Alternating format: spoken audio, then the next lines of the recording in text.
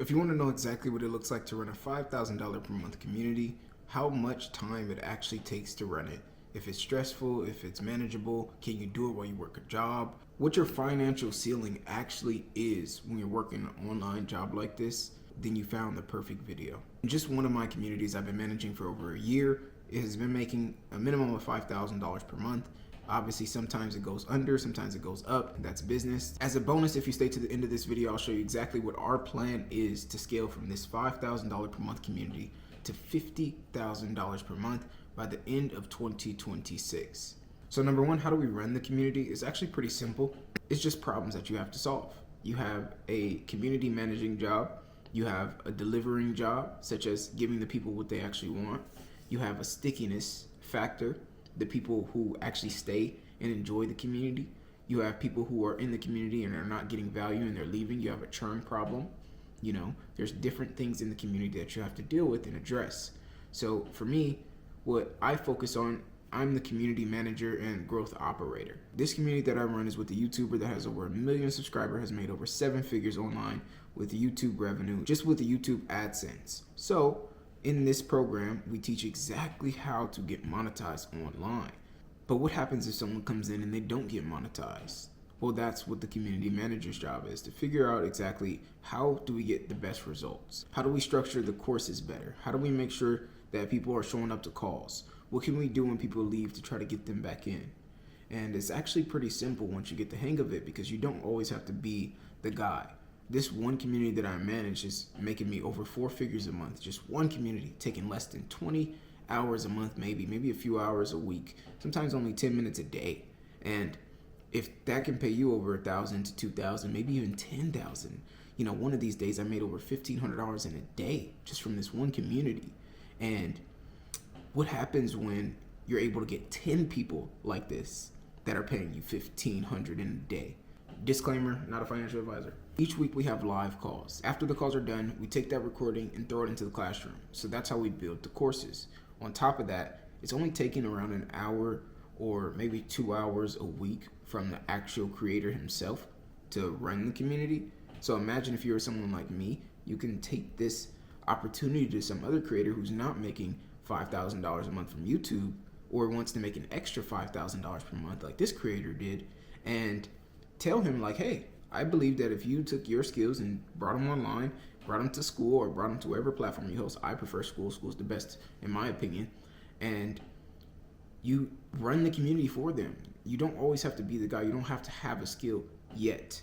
And eventually, once you see how easy it is to get people to pay you for the value that you can provide, then you'll definitely want to create your own community like I did myself. Or maybe you're the actual person who has a skill. You don't have to be a YouTuber. You can be an engineer. You can be someone who's great at knitting. You can be a guitar player. Whatever it is on Skool specifically, you're definitely going to be able to make money. All you're going to need is a proven model, something to attract clients to you, convert them into money, and deliver them actual results so they don't leave.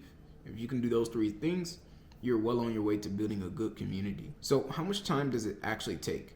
As I touched on this a little bit earlier, for the creator, it takes him around 2 to 8 hours a month to really manage the community, not including the content that he creates to get the people in. Maybe that takes another 4 hours, so maybe 12 hours a month to make $60,000 a year, roughly. Not including any upsells, just one core offer. We have many offers.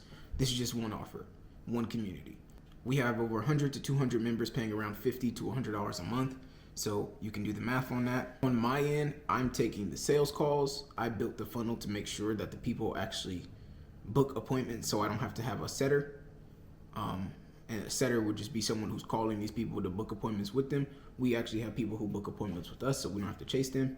And then I have a qualifying process to make sure that qualified people are actually booking. And you would only want to do that, obviously, when people are booking in. When I started out, for one of my businesses still currently, I don't have a strong qualification. I want as many people as possible. Like right now, if you booked a call with me and click the link in the description, it's not actually a book call link, you'll join my community link.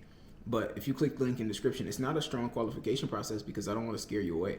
I want as many people as possible. But when I get to the point where it's overwhelmed, then obviously I want to up the qualifications. So on my end, I would say roughly it takes around 20 to 40 hours a month. For him, it takes around 2 to 8 hours per month. I don't spend this much time with every client. This is just a specific client because he obviously has over 1 million subscribers, and the leverage here is great. So be careful not to do this with everybody. You want to make sure that you have maybe 1 to 5 good clients, 5 to 10 good clients max to do something like this. But imagine if each client pays you $1,000 to $10,000 a month, you can make anywhere between $10,000 to $100,000 a month. On top of when you guys grow, you grow with them. If you lock in good percentages and don't sell yourself short. So my offer was working for free until we made revenue.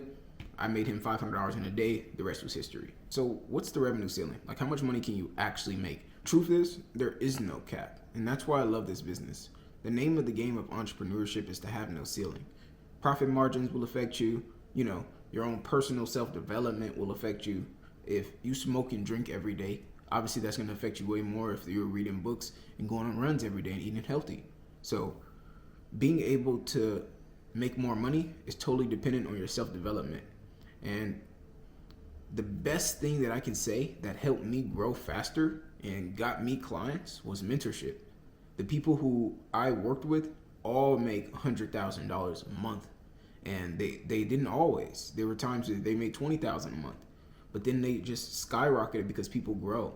And you want to be around these people that are willing to mentor you before they go up, because then it's going to be even harder. It costs more. I remember working with someone who cost $250 an hour at the time, and I thought that was a lot. By 6 months later, it was $2,500 an hour, 10x the price. You can only do that in the name of the game of entrepreneurship. I used to charge like $40 an hour. Now I charge around $500 an hour to talk to me, because sometimes I know what I can tell you in the hour could make you $10,000 a month. You're gonna have to self-develop if you don't want to pay for mentorship, but you're just paying time. Either way, you're gonna have to figure it out with your time. So just know, when you get into this business, there is no cap. You're gonna make as much as you let you. Like, the reason why I'm stuck in my current revenue is because I haven't learned what it takes to get to the next step, and I have to read a certain amount of books, take a certain amount of courses, invest a certain amount of money until it clicks, and then I get the next unlock. Because if you already knew how to make the money, you would do it. But it's because you don't have the knowledge or the wisdom, you don't. And sometimes it could be a lack of laziness and self-sabotage, but 90% of the time is information. The other 10% is just you self-sabotaging, and that's what's stopping you. You're taking a journey that takes 11 years instead of 11 months. Something that takes 11 months could have took 11 days. Now, the bonus for you, I'm gonna give you this quick 3-step plan that I'm gonna use, really a 3 to 4-step plan depending on who you are and the type of person you are, that we're gonna use, and I'm gonna be done, and you guys can go about your day, go implement any things that you've learned from here. Number 1 is identifying constraints.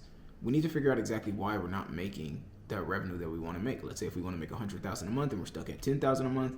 If we want to get to $10,000 per month, all we have to do is figure out, okay, how much you work backwards. It's all math.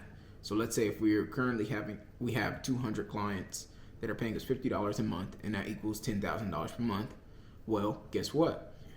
All we have to do is 5x that, and we 5x the revenue. Imagine if you keep pouring water into a bucket, but the bucket had a hole, and you keep trying to carry this bucket up a hill, and once you get the bucket up the hill with the water, you win. But every time you keep going, you realize that you can't ever make it up. You try carrying the water, and you holding your hand over it. By the time you get there, you need to use 2 hands, so you can't use the second hand to cover it, and by this time, you get up every single time the hill, the water's gone, so you lose. But one day you decide to go back down, and instead of just filling the water up and leaving, you do step 2, which is patch or fix the bucket. What if instead of using that bucket, you found a different one? What if instead of that bucket, you used some tape to cover it? Because sometimes you can't always stop business to patch a problem. So you just have to put tape on it. For example, you get people to show up to a call 1 out of 10 times. Instead of trying to improve how many people say yes on that time, what if you got 8 out of 10 people to show up to improve your likelihood of success by 70%? Hopefully my math is right on. This isn't a math lesson. Focusing on the right thing and patching the right holes. You can't fix everything. You may not be able to fix your close percentage, but you definitely can give yourself more chances. If 8 out of 10 people show up instead of 1 out of 10, you have 7 more people to close, and that's going to boost your chances of success by 7x. at the minimum. Another way to fix problems is not always by patching them, it's by using these psychological solutions. So you have an elevator that's too slow. You can either put some hydraulics in there that's going to cost you $100,000 and it's going to make it go faster, or you can put mirrors that cost you $1,000, and now people can just look at themselves when they're going down. Same solution, kinda. People aren't worrying about it being slow. They're looking at themselves in the mirror now. So that's one baby example of patching and removing the constraints